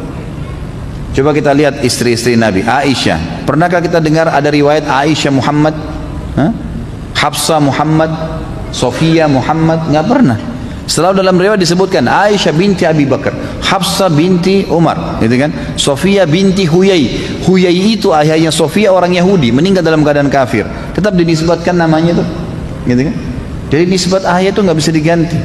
Saya sarankan tidak usah ini. Bapak-bapak di sini yang punya istri nggak usah bangga dengan namanya harus dinaikkan ditulis itu, karena kita kan sudah punya tahu, kita punya hukum akad nikah jelas. Waktu kita menikah sudah ngundang orang, kita punya buku nikah jelas kok ini istri kita, nggak perlu ada penisbatan nama. Ibu-ibu juga walaupun cinta sama suaminya tetap harus membawa nama ayah, walaupun ayah kita kafir. Tadi contoh Sofia binti Huyai, itu kan ibu ayahnya Sofia radhiyallahu anhunna ajmain itu adalah orang Yahudi yang meninggal dalam keadaan kafir, tapi tetap dinisbatkan namanya. Apakah benar orang Yahudi menggali di bawah Masjid Aqsa untuk mendapatkan hartanya Nabi Sulaiman? Itu Allahu alam, saya tidak tahu. Ilmu saya tidak sampai ke situ. Coba yang saya tahu di Masjid Aqsa, jadi lokasi Masjid Aqsa itu sekitar 1,4 hektar, cukup besar. Dindingnya sangat kokoh dan di dalamnya ada beberapa masjid. Di dalamnya ada beberapa, karena luas sekali jadi banyak. Ada musola-musola, ada masjid. Ada yang paling depan menghadap kiblat namanya Masjid Kibli. Ini dibangun oleh Umar bin Khattab radhiyallahu anhu dan kemudian dikembangkan terus sampai zaman Muawiyah juga membangunnya, kemudian dibangun juga oleh Abdul Malik bin Marwan dan dilanjutkan oleh anaknya Al-Walid bin Abdul Marwan, Al-Walid bin Abdul Malik. Kemudian ini sekitar tahun 70-an 80-an Hijriah ya. Kemudian setelah itu dikembangkan lagi terus dengan beberapa orang-orang muslim yang menjaganya sampai sekarang ada perawatannya. Tapi apakah di situ ada hartanya Nabi Sulaiman? Orang-orang Yahudi pernah gali, Allahu alam. Yang saya dapat informasi malah orang-orang Yahudi ini sangat menghormati wilayah Masjid Aqsa itu. Karena di sebelah Masjid Aqsa, di tembok, jadi tembok Masjid Aqsa itu kan 1,4 hektar. Ada satu sisi itu temboknya Masjid Aqsa, itu mereka jadikan, mereka orang Yahudi mengatakan tembok peratapan. Jadi selalu nangis tiap hari situ. Yahudi selalu datang nangis. Di situ ada sebuah besi yang diklaim oleh orang-orang masyarakat setempat. Dulu Rasulullah SAW mengikat tali burak pada saat mau mi'raj ke langit, gitu kan. Di sekitar itulah orang-orang Yahudi mengadakan peratapan. Mereka sangat menghormatin itu. Kalau mereka menggali, saya Allahu alam, saya tidak tahu, tapi dari indikasi atau hal-hal yang di lapangan kayaknya tidak mungkin gitu. Tapi mereka berusaha masuk ke masjid, iya, karena di masjid Qibli yang bagian depan itu bagian sisi timurnya, sisi baratnya itu ada masjid musola di bagian bawah. Itu dikenal dengan Marwani, dan juga ada Masjid Aqsa Tua, gitu kan. Itu ada dua, dan itu memang di dalamnya sangat besar dan banyak batu-batu bangunan yang batu-batu gunung yang besar-besar, dan saya sempat mengambil beberapa cuplikannya, saya lihat waktu itu. Tapi itu pun di Masjid Aqsa Tua memang pernah ada sumur yang dipakai oleh kerajaan Umayyah untuk keluar masuk ke masjid dan keluar. Ada sebuah pintu, kemudian di situ ada sumur itu dipakai minum. Dulu ada upaya orang-orang Yahudi untuk masuk ke dalam Masjid Aqsa melalui sumur itu, tapi sekarang sudah ditutup. Hanya itu saja. Upaya untuk masuk ke masjid ada, tapi upaya untuk membongkar harta Nabi Sulaiman AS ini Allahu alam. Ini saya tidak pernah temukan. Apakah hutang bisa mempengaruhi terhalangnya doa? Kalau doa tidak, Allahu alam. Kalau doa, karena tidak pernah ada dalil masalah itu. Tapi utang itu yang ada dalam hadis jelas, dia akan kalau orang itu meninggal maka ruhnya akan bergantung antara langit dan bumi. Artinya Allah SWT tidak terima sampai utangnya terbayar. Dan kalau orang mati syahid akan diampuni semua dosanya kecuali utangnya. Jadi memang dia ada pengaruh-pengaruh terhadap hukum-hukum syar'i. Allahu a'lam. Saya ambil beberapa pertanyaan di sini yang keluar daripada tema. Mudah-mudahan keburu waktunya untuk baca. Bagaimana hukumnya ana tanpa sadar menggertak istri ana dengan kata cerai, lalu istri ana menjawab iya. Apakah itu sudah jatuh cerai padahal ana tidak bermaksud demikian? Kalau pengucapan lafaz jelas, saya ceraikan kamu, jelas bahasanya, jatuh tolaknya walaupun main-main. Karena kata Nabi SAW, jangan main-main di 3 hal. Nggak boleh bercanda di sini nih. Ini masalah halal tidak halalnya kemaluan pasangan istri antum. Nggak boleh main-main. Laki-laki kalimat talak. Nggak boleh main-main di nikah, nggak boleh main-main di cerai, nggak boleh main-main di rujuk. 3 hal. Dalam yang makna hadis yang lain, nggak boleh main-main di pembebasan budak, gitu kan? Jadi nggak boleh orang bilang, saya bilang sama teman saya, ayo. Anak saya laki-laki, anak dia perempuan, ayo kita nikahkan anak kita yuk nanti kalau mereka dewasa. Lalu dia bilang iya. Begitu dia bilang iya, itu harus disampaikan kepada anak-anak nanti kalau dewasa. Ini pernah ayah jodohin yuk kamu. Kalau dia bilang saya nggak mau, nah batal lah. Kalau enggak maka nggak bisa. Atau kita dari awal batalin, maaf ya tadi saya ucapin itu salah tuh, kita batalin, tidak jadi. Nah itu baru batal, nggak bisa. Karena kalau enggak boleh nih, harus diizinkan. Kemudian harus dilakukan. Kemudian yang kedua, minta izinkan kepada anak-anak nanti yang kalau mereka dewasa. Yang kedua masalah cerai. Nggak boleh orang bilang saya ceraikan kamu, kalau kau keluar saya ceraikan, kalau kau naik saya ceraikan, kalau kau ke rumah ibu kau saya ceraikan. Ini main-main, ini bahaya. Ini masalah halal atau tidak halal kemaluan istri antum nih. Nggak boleh main-main dengan masalah ini. Allah menjadikan di tangan laki-laki supaya dia bijaksana dengan kebijaksanaannya sebagai laki-laki. Nggak boleh dia sembarangan. Perempuan terbawa perasaan, dia selalu minta ceraikan. Jangan hiraukan kata-kata cerai itu. Dia bilang apapun ya sudahlah, gitu kan. Rayu saja supaya jangan minta cerai, gitu kan. Jadi memang tidak boleh. Maka harus hati-hati. Kalau orang mengucapkan saya ceraikan kamu, jelas lafadznya jatuh tolaknya. Bercanda pun jatuh. Ya, masuk di sini. Emosi sama. Yang tidak masuk adalah kalau dia bilang dalam keadaan emosi saya ceraikan kamu 3 sekalian, tolak bayin, gitu kan. Ini cuma jatuh 1. Ini enggak.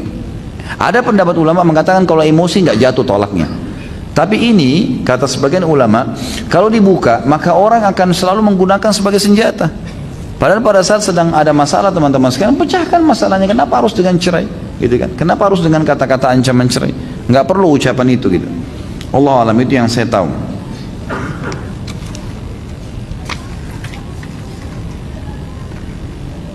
Masalah kasus istri antum mengatakan iya, itu nggak ada urusannya. Dia mengiyakan atau tidak itu nggak ada hubungannya. Karena kalimat cerai mutlak di tangan laki-laki. Bagaimana hukumnya apabila sebelum berhubungan suami istri kita nonton film Blue dulu? Agar tujuannya bisa membagikan syahwat. Syukran jazakallah khair. Kok pakai jazakallah khair nih pertanyaannya?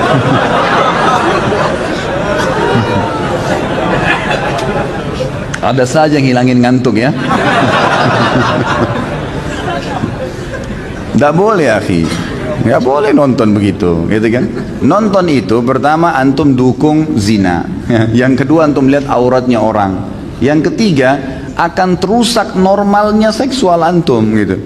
Hanya antum membayangkan orang lain, pasangan kita setengah mati rangsang, kita membayangkan orang lain.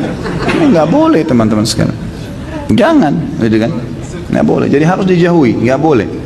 Jadi nanti akhirnya jadi penyakit, antum tidak akan bisa menggauli pasangan kecuali dengan nonton. Bagaimana seorang laki-laki bisa tenang melihat istrinya lihat aurat laki-laki lain? Bagaimana istri bisa tenang membiarkan suaminya lihat aurat perempuan lain? Ini nggak bisa kan gitu. Berbahaya sekali. Jadi jangan, ya jangan. Kata ulama, meletakkan kemaluan di kemaluan untuk melampiaskan biologis itu sama dengan seseorang tahu bagaimana memasukkan makanan di mulutnya. Bukan ilmu khusus itu. Nggak ada ilmu khusus untuk itu. Gitu. Orang bisa belajar dengan alami gitu. Otomatis ada.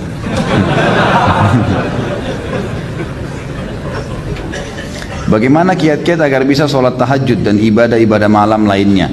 Tentu saja pertama baca fadilahnya, janji-janji Allah di situ, kemudian coba paksakan diri untuk melakukannya. Tentu dimulai dengan tidur lebih cepat, ya, jauhi semua indikasi yang bisa membuat kita tidak bangun karena begadang, makan terlalu banyak, ya, pada saat mau tidur malam itu semua akan mengganggu. Maka kita punya persiapan-persiapan, baca fadilah, kemudian paksakan diri untuk itu dan punya persiapan-persiapan untuk melakukannya. Apakah doa iftitah sholat malam dan tahajud beda dengan sholat wajib? Sebenarnya sama saja, doa iftitah ada banyak ya. Ada kalau tidak salah sekitar 13 macam doa iftitah. Boleh dipilih, yang mana saja, nggak ada masalah. Sholat wajib atau sholat sunnah. Tapi Nabi SAW seringkali kalau malam membaca di doa iftitah, Allah Rabbu Jibril wa Mikail wa Israfil fatiras samawati wal ard anta tahkumu baina ibaduka fi makhtalafu fi ihdili makhtalafu fi binal haqqi bi'idnik innaka tahdi man tasha' ila siratal mustaqim. Itu yang sering beliau baca, gitu kan, yang saya tahu dalam lafaz sholat malamnya dalam iftitah, tapi seringkali beliau juga meragamkan dengan doa-doa iftitah yang lain. Jadi teman-teman saya sarankan untuk tidak satu doa tapi hafal beberapa doa, karena menghafal beberapa jenis doa itu akan membuat kita tidak jenuh, ya, bisa variasikan macam-macam doa-doa. Makanya semua doa sholat itu pasti banyak, iftitah ada banyak, doa ruku ada banyak, ya. Iftitah ada sekitar 13-an kalau nggak salah, kemudian doa ruku ada sekitar 6 atau 7 macam, doa iktidal itu ada 4 atau 5 macam, doa sujud juga begitu ada 7, di antara doa sujud ada 4 atau 5 macam, doa sebelum salam ada 23 macam doa, banyak. Dan itu semestinya kita harus ragamkan gitu. Ana mempunyai seorang bibi, kakak kandung dari ibu ana. Bibi ana ini ayahnya dan pamannya sudah meninggal, dan bibi ana belum menikah sehingga tidak punya suami dan anak laki-laki. Beliau juga tidak punya saudara laki-laki. Secara syariat, kepada siapakah kewajiban menafkahi bibi ana ini dibebankan? Apakah kepada seluruh keponakan laki-laki termasuk ana, atau jika salah satu keponakan laki-laki sudah menafkahi sudah cukup? Dan bibi ana ini saat ini kondisinya bekerja sebagai karyawati. Sebenarnya kalau tidak ada orang tuanya, kalau sudah tidak ada, saudaranya nggak ada, anaknya nggak ada, maka yang memiliki kewajiban adalah orang-orang yang terdekat dari kerabat ayahnya. Dari kerabat ayahnya, ya, kerabat ayah itu kayak paman dan anak pamannya, jadi sepupunya misalnya. Ini ponakan dari mana? Kalau ponakan dari jalur ayah, dia lebih pantas memberikan nafkah dibandingkan, ya, ponakan dari ibu, kan gitu.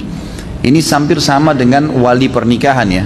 Wali pernikahan itu yang kena hukum adalah semua yang berhubungan dengan ayah, saudara kandungnya ayah, gitu kan.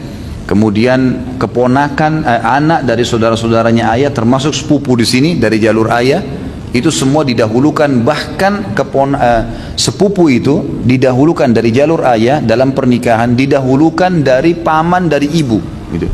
Jadi jalur ayah yang kuat, maka dilihat jalur ayah itu yang mereka yang punya kewajiban-kewajiban untuk menafkahi. Tapi tentu saya sarankan teman-teman sekalian, kalau ponakan seperti ini lebih baik antum melakukan, antum yang memberikan sedekah itu, terlibat dari situ, ya. Karena itu adalah pahala yang besar. Apalagi kalau saudari ibu antum namanya khala dalam agama. Kata Nabi SAW, al-khala bimanzilatil Tante dari ibu itu adalah posisinya seperti ibu. Apakah yang dimaksud dengan rukun qauli dalam sholat? Lalu rukun qauli ini berlaku untuk sholat berjamaah, sholat sendiri atau ketika menjadi imam sholat? Terima kasih Ustaz. Saya tidak tahu ini. Allahu a'lam, mungkin keterbatasan ilmu saya, rukun qauli saya tidak tahu. Ya. Ana saat ini bekerja sebagai karyawan. Alhamdulillah pekerjaan halal, insya Allah yang menjadi ganjalan halal insya Allah. Yang menjadi ganjalan adalah lingkungan kantor di mana orang-orangnya jika sedang ngobrol bercampur antara yang boleh dan tidak boleh. Kemudian terjadi ikhtilat dan banyak wanita yang tidak memakai hijab. Di sisi lain ada pekerjaan menjadi guru, bimbingan belajar Islam ataupun sekolah sunnah yang menawarkan lingkungan Islami namun gajinya lebih kecil. Apa yang harus saya lakukan dengan keadaan ini dalam timbangan syariat? Tentu saja yang nomor satu didahulukan adalah sumber pendapatannya dulu. Gaji antum halal atau tidak? Pekerjaan perusahaan itu halal atau tidak? Kalau masalah kasus ikhtilat itu antum masih bisa menghindar. Tidak usah ngobrol-ngobrol di situ, gitu kan? Kan selesai. Kalau orang lagi ngobrol-ngobrol hal-hal, jangan ngobrol-ngobrol. Atau antum bisa hidupkan suasana pengajian di kantor, ya, sehingga mereka hadir, gitu kan? Ada beberapa kantor saya bina di Jakarta ini yang alhamdulillah akhirnya dari awal tidak ada hijab malah sampai ada hijab. Kemudian dari awal tidak faham jadi faham, walaupun hanya sekarang sebulan sekali, tapi alhamdulillah bisa berjalan gitu. Dengan bergeraknya 1-2 orang ikhwah saja di situ, akhirnya teman-teman jadi faham, jadi ada jarak, jadi maksudnya mereka jadi bisa memahami mana syariat, mana yang dibolehkan, mana yang tidak dibolehkan gitu. Kalau sumbernya halal maka nggak ada masalah, pertahankan saja. Ya, kalau memang antum lihat sumber kebutuhan antum lebih besar di situ. Tapi kalau seandainya memang ternyata itu mengganggu secara kejiwaan, nggak bisa terlepas. Seperti misalnya ada banyak wanita di situ yang fasikah, yang tidak paham agama, datang main teplok saja, main ngobrol, main duduk, main ini, main sekarang, malah kita sering diolok-olok gitu kan, sering sengaja digangguin supaya terjadi pelanggaran-pelanggaran agama, maka antum pindah, jangan. Ya. Kalau terjadi fitnah, jangan di situ, gitu kan. Tapi yang paling pertama lihat sumbernya dulu, lihat sumbernya. Kalau sumbernya haram mutlak antum harus pindah. Kalau sumber pendapatannya yang jadi gaji nanti halal, tinggal masalah lingkungan, antum berusaha menghindar saja semaksimal mungkin. Kalau lingkungan juga mengganggu, baru antum pindah ke lingkungan yang tadi yang lebih baik. Celana fantalun atau celana bahan yang biasa digunakan ke kantor itu dilarang. Apakah itu dilarang walaupun sudah dipotong di atas mata kaki? Karena Anda pernah membaca artikel yang mengatakan celana jenis bahan tersebut mengikuti tradisi orang kafir. Allahu alam, yang saya tahu tidak ada masalah. Nggak ada masalah. Intinya tidak ngepres, bukan bahan yang membentuk badan. Kalau kain itu tidak ada masalah sama sekali. Masyayikh, banyak ulama-ulama kita kalau berangkat keluar dari Saudi, mereka menggunakan celana gitu kan. Dan itu tidak ada masalah, karena yang dimaksud dengan libasut taqwa dalam ayat, pakaian bertakwa adalah pakaian yang tidak membentuk aurat gitu kan. Jadi tidak ada masalah, setahu saya tidak ada masalah. Kalau bukan bahan kain begitu, lalu antum mau pakai apa? Bahan jeans juga nanti dipermasalahkan gitu kan. Maka secara otomatis Allah alam, yang saya tahu tidak ada masalah. Belum pernah saya temukan pendapat ulama yang melarang kain seperti itu, ya, jenis kain itu, kecuali sutra yang dilarang.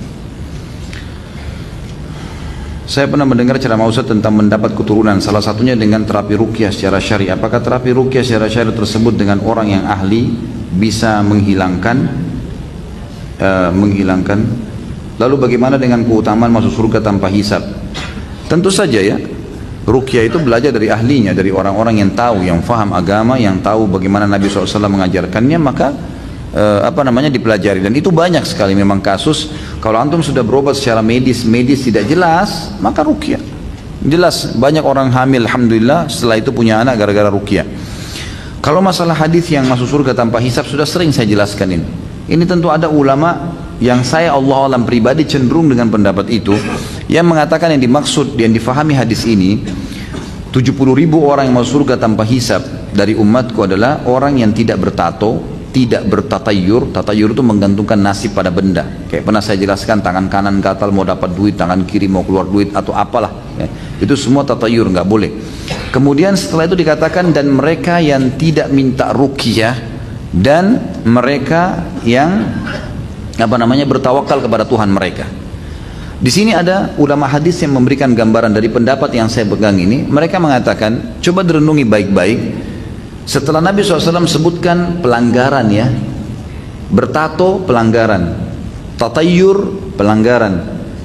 Kemudian masuk dan tidak minta ruqyah. Ruqyah ini seperti sebuah pelanggaran di sini.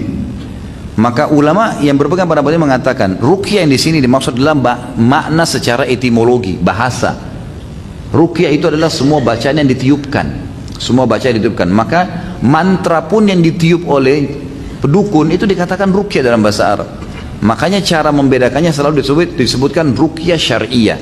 Bacaan yang ditiupkan secara syar'i, ruqyah syariah, ruqyah syariah. Kalau ruqyah saja maka masuk seperti juga makna hadis yang lain, ar-ruqa wat tamaima wat tiwala syirkun, hadis yang lain. Ar-ruqa jamak daripada ruqyah. Ruqyah, kemudian kalung yang digantungkan dan benda-benda jimat yang dipasang di tubuh, gitu kan? Itu adalah perbuatan syirik. Bagaimana kita memahami sini ruqyah ada perbuatan syirik? Ternyata ruqyah secara etimologi, bahasa. Ditemukan juga dengan hadis-hadis yang sahih tentang masalah doa-doa yang Nabi SAW ajarkan masalah ruqyah. Bagaimana Nabi ajarkan doanya lalu dilarang ruqyah? Karena itu nggak mungkin. Makanya di sini secara etimologi teman-teman sekalian. Jadi tidak ada hubungannya. Antum kalau sakit minta ruqyah, gimana? Mau berobat gitu kan? Itu jadi tidak ada masalah. Allahu a'lam. Itu yang saya tahu. Bila anak sedang sakit, selalu rewel dan ingin selalu nempel pada ibunya, tidak mau dilepas, sholatnya bagaimana? Sedangkan dia selalu menangis bila dititipkan ke suami atau orang tua. Bisa sholat sambil digendong. Sebagaimana hadis Bukhari menjelaskan masalah itu. Kalau Nabi SAW pernah menggendong cucunya Umamah, ya, perempuan anaknya Zainab radhiyallahu anha. Lalu kemudian Nabi SAW menggendongnya sambil sholat. Pada saat Nabi mau ruku diletakkan di depan sejadah, gitu kan? Lalu kemudian beliau sholat seperti biasa, berdiri rakaat kedua digendong lagi. Sampai Imam Bukhari menulis bab khusus tentang hukum menggendong bayi atau anak sementara sholat. Jadi nggak ada masalah. Dan juga boleh mempercepat sholat. Dalam arti kata di sini memilih surah-surah yang pendek. Kalau orang Indonesia nggak usah diajarin. Nah, ini sudah ahlinya. Gitu kan? Inna atayna wal asri, inna atayna wal asri. Baiklah, jadi baca surah-surah pendek gitu kan.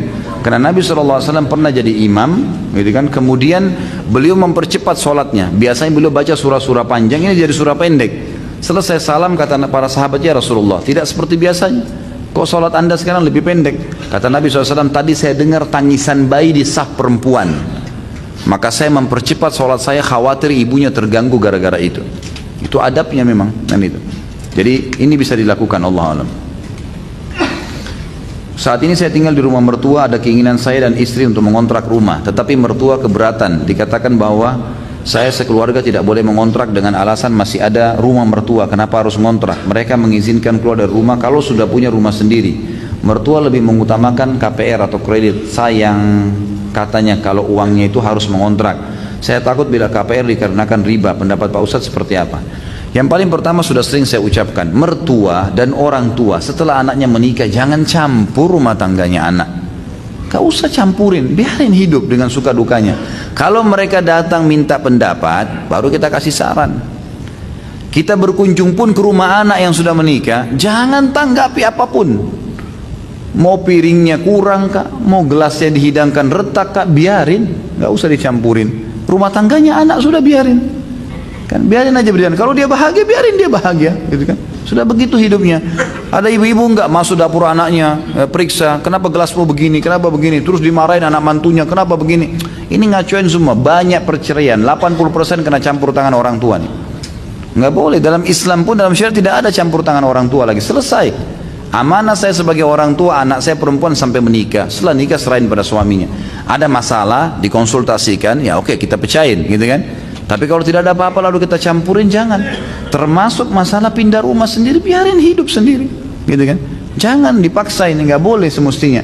Mestinya memang antum dan istri sepakat untuk berbicara masalah itu kan, bahwasanya kami harus ngontrak ya, supaya kami bisa lebih dewasa atau dekat dengan tempat kerja. Kami akan selalu datang tiap hari lah. Kalau mau nunggu untuk KPR di bank, untuk ini butuh uang muka, butuh ini, ataupun kalau masuk ke bank nanti ada riba dan susah, berargumen lah untuk menyampaikan gitu kan. Dan antum tidak berdosa kalau keluar dari rumah itu, tidak berdosa. Bukan saya larang membangkang durhaka, bukan, tapi memang punya hak. Anak mantu bisa mengajak. Antum kalau laki-laki sekarang ini istri tinggal di rumah mertua, ini istri, ini orang tuanya istri kita, kita boleh mengatakan saya harus keluar, gak bisa enggak, gitu kan? Untuk mandiri itu jauh lebih baik. Allahu a'lam. Apa hukumnya merokok? Ini Pak Yoyo sudah tahu, bukan saya, sudah sering ditanya. Sahkah sholat kita apabila imam sholat berjamaah masih merokok? Sudah dijelaskan gitu kan, rokok haram, haram, nggak boleh merokok, jangan merokok. Sudah, semua dokter, semua ulama, semua pemerintah nolak. Coba, apalagi mau argumen lebih kuat daripada itu? Ditulis, pemerintah tulis rokok bisa membunuhmu, mau nunggu apa lagi kata-katanya? Saya nggak tahu nih merokok membaca atau nggak baca gitu. Jelas-jelas tulisannya masih dilakukan, nggak boleh, haram gitu. Bagaimana hukumnya imam perokok kalau sholat? Kalau ada imam lain pindah di tempat lain. Kalau nggak ada dan antum memang tidak punya imam lain, memang harus dan imam tempat itu, maka ulama mengatakan hukumnya masih boleh. Asal memang dia bukan merokok sambil sholat gitu kan. Loh iya, memang dia merokok di luar sholat, dia kan sama dengan orang berbuat dosa di luar sholatnya. Lalu dia sholat, dia ikutin rukun-rukunnya, semua syaratnya, sahkan sholatnya gitu kan. Maka selama dia di luar sholat itu lain, tapi dalam sholat nggak boleh. Cuma kalau masih dapat imam lain, alhamdulillah lebih baik. Adakah tanda-tanda jelas kalau ada dosa yang belum terampuni Allah? Kalau yang ulama simpulkan dalam ilmu tazkiyatun nafs, dalam materi mensucikan jiwa teman-teman sekalian, adalah tidak khusyuknya seseorang dalam ibadah. Jadi antum masih malas ibadah, tidak khusyuk, tidak pernah bisa menangis, ya. Itu semua adalah hal-hal yang masih berarti menandakan masih ada dosa yang mengganjal. Antum perbanyak istighfar, ya. Itu Allahu alam yang hampir disepakati ulama. Kalau tanda-tanda lain saya tidak tahu. Ini sudah sering ditanya, apakah kedua orang tua meninggal, Rasulullah SAW meninggal dalam keadaan kafir? Kan sudah kita jelaskan, hadis riwayat Imam Muslim, hadis sahih. Ini bukan perkataan saya. Nabi SAW pernah datang ke sebuah wilayah namanya Rabwah, di sekitar dekat Mekah, 80 kilo kurang lebih dari Mekah. Lalu Nabi SAW terisak-isak menangis, seperti orang yang sedih sekali. Lalu Umar mengatakan, ya Rasulullah, saya tidak pernah melihat anda menangis seperti ini sebelumnya, gitu kan? Kuburan siapa ini? Kata Nabi SAW, ini kuburan ibuku ya hai Umar. Aku memohon kepada Allah agar menziarahi ibuku, aku diizinkan, dan aku memohon kepada Allah untuk beristighfar, untuknya aku tidak diizinkan. Tidak boleh beristighfar untuk orang yang kafir, gitu kan? Berarti menandakan ibu Nabi SAW yang meninggal seperti itu. Kemudian ayahnya, riwayat Imam Muslim juga, ada seorang sahabat pernah bertanya, ayahnya meninggal dalam keadaan musyrik di Mekah. Ya Rasulullah, di mana ayah saya? Surga atau neraka? Kata Nabi SAW, di neraka. Hukum Allah jelas gitu. Lalu dia marah, dia keluar. Nabi SAW suruh panggil, ditepuk dadanya sambil Nabi mengatakan, ayahku dan ayahmu di neraka, dua-duanya. Ini jelas penyampaian Nabi SAW, bukan perkataan saya. Jadi jangan sampai gara-gara ini kemudian ada orang cuma egonya, lalu mengatakan, ah masa sih, ah nggak mungkin, dan seterusnya. Gimana nggak mungkin? Hukum Allah kok itu, penyampaian Nabi SAW sendiri. Kalau kita menghormati Nabi SAW, kita harus menerima statement beliau. Kalau mau sedih, Nabi SAW lebih sedih mestinya, gitu kan? Tapi kita lebih mencintai Nabi SAW dari segalanya. Ini statement beliau. Dan kita kalau orang tuanya dalam keadaan Islam, tentu kita lebih junjung tinggi, kan gitu. Dan ada nabi-nabi sebelum Nabi Muhammad SAW seperti Ibrahim, ayahnya Azar meninggal dalam keadaan kafir. Nabi Nuh istrinya sama Nabi Lut juga istrinya, gitu kan. Jelas meninggal dalam keadaan kafir. Jadi tidak bisa dijadikan sebagai sebuah tolak ukur ego kita saja. Saya tinggal di tengah-tengah masyarakat dari ahli bid'ah, yang saya takutkan kalau saya meninggal nanti saya dikubur dengan ritual bid'ah. Bagaimana Ustaz? Bid'ah ini harus difahami teman-teman sekalian. Ada bid'ah yang mukaffirah, ada bid'ah yang sampai pada kekufuran. Seperti misalnya bid'ah orang melakukan ritual-ritual seperti menganggap ada jimat bisa memberikan manfaat, pohon keramat, mengambil tanah kuburan, dan ini bid'ah yang bisa bawa pada kekufuran nih. Nabi SAW tidak pernah contohkan, sahabat tidak contohkan, lalu kemudian dia lakukan, dan bisa bawa pada kekufuran. Ini benar bid'ah mukaffirah. Kalau antum nasihatin dia nggak mau dengar, ini antum hajar namanya. Hajar itu ditinggalkan orang itu, jangan diajak teman gitu loh, karena berbahaya. Kalau bid'ah yang bukan mukaffirah, bid'ah yang dikeluarkan oleh sebagian ulama statement bid'ah, tapi masih ada dalil di situ, kunut atau enggak kunut, kerasin basmalah atau enggak, gitu kan? Masih ada khilaf di situ. Masalah itu gitu ya. Maka masalah ini teman-teman sekarang tidak bisa divonis langsung bid'ah secara spontan, ya, menggerakkan jari di tasyahud. Syekh Albani mengatakan hadisnya lemah, Imam Syekh bin Baz mengatakan hadisnya benar, hasan, bisa dipakai. Ada sebagian ikhwah yang berpegang pada pendapat Syekh Albani langsung memvonis orang kalau gerakin jari ini nggak bisa, ini salah, matanya nyorot dan seterusnya. Kenapa akhi? Masih khilaf, masih ada dalil, kan gitu. 4 imam dari Imam Malik, Imam Abu Hanifah, Imam Syafi'i, dan Imam Ahmad diakui secara internasional dan seluruh ya ulama ahli sunnah, ini empat mazhab diakui. Kita harus tahu ini ya. Karena banyak sekarang penuntut ilmu, dia berpegang pada satu mazhab, kemudian dia menolak semua mazhab yang lain. Kalau antum berpegang silahkan, antum jalani satu mazhab, misalnya Syafi'iyah, Hanabilah, atau Malikiyah, atau Hanafiyah, silahkan. Tapi teman-teman sekalian jangan salahin mazhab lain, karena empat ini diakuin, gitu kan? Kalau antum pergi ke negara-negara seperti Turki, mereka satu negeri itu semuanya Hanafiyah, semuanya. Antum akan heran kalau sholat Jumat dengan mereka. Kalau nggak salah dimulai 8 rakaat sholat sunnah sebelumnya. Khutbahnya itu ada khutbah dulu, kemudian azan, kemudian khutbah lagi. Tapi mazhab Hanafiyah, ada dalil mereka, gitu kan? Mungkin kalau dalil antum lebih kuat, ya alhamdulillah. Tapi jangan vonis itu salah, karena ada dalil. Dan empat ini diakuin teman-teman sekalian. Ini penting ini. Sama di Indonesia, mazhab Syafi'iyah kita dominan. Baik, kita lihat nih, mana apakah bid'ah dilakukan bid'ah mukaffirah, yang jelas-jelas ulama di dalam mazhab Syafi'iyah pun mengatakan itu bid'ah tidak boleh, atau bid'ah yang masih diperselisihkan, gitu kan? Ini kalau diperselisihkan jangan antum vonis orang, nggak boleh nih, gitu. Iya kan? Sampai Imam Ahmad yang mendhaifkan hadis tentang masalah kunut subuh, gitu kan? Itu waktu Imam Syafi'i masih hidup, gurunya masih hidup, tapi beda lokasi. Imam Ahmad di Irak, Imam Syafi'i di Mesir, kan gitu. Maka waktu ditanya oleh murid-muridnya, Imam Ahmad ditanya oleh murid-muridnya, "Hai Imam, kami kalau sholat di belakang mazhab Syafi'iyah yang di Mesir, guru anda itu, kami kunut atau tidak?" Kata Imam Ahmad, "Kalau kau tidak mau kunut, jangan ikut sholat subuh." Artinya nggak usah sholat subuh, artinya harus kunut gitu, ikut sama orang, karena masih berselisih di situ, gitu kan? Masih berselisih dalam mazhab ini. Jadi tidak boleh, harus hati-hati teman-teman, karena banyak orang yang terkurung di sini nih, ya. Tidak bisa membedain mana bid'ah yang memang bid'ah sebenarnya, mana bid'ah yang cuma dibid'ahkan karena hadisnya lemah, masih ada dalil. Ini harus hati-hati. Gitu. Jangan sampai kita sembarangan menyalahkan orang. Allahu a'lam. Apakah kita mengangkat tangan untuk mengaminkan orang ketika berdoa bersama-sama? Apakah boleh angkat tangan kali ya maksudnya? Allahu a'lam. Kalau bersama-sama saya tidak tahu, karena saya tidak pernah temukan dalil adanya bersama-sama lalu mengangkat tangan. Tetapi mengaminkan itu sudah umum, gitu kan? Atau seseorang berdoa mengatakan, "Ya Allah, semoga engkau rahmati kami semua." Lalu kemudian yang lainnya mengatakan amin tanpa angkat tangan. Itu sudah umum di kalangan para sahabat. Tapi kalau Nabi SAW angkat tangan, semuanya angkat tangan mengaminkan, ini belum pernah saya pribadi temukan dalilnya, gitu kan? Tapi kita tidak menyalahkan ya. Tapi saya pribadi belum pernah menemukan dalil masalah itu.